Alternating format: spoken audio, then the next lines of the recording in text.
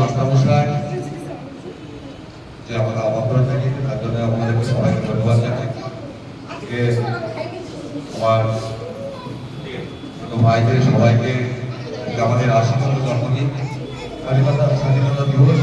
সেই স্বাধীনতা দিবসে আজকে সারা ভারতবর্ষ জুড়ে এখন পালন হচ্ছে।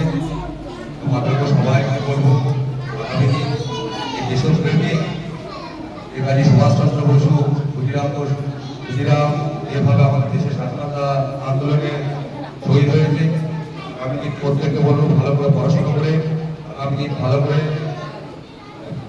আর দেশের এবং পশ্চিমবঙ্গে ভবিষ্যৎ উজ্জ্বল করতে হবে। তো সকলকে একবার ধন্যবাদ জানাই।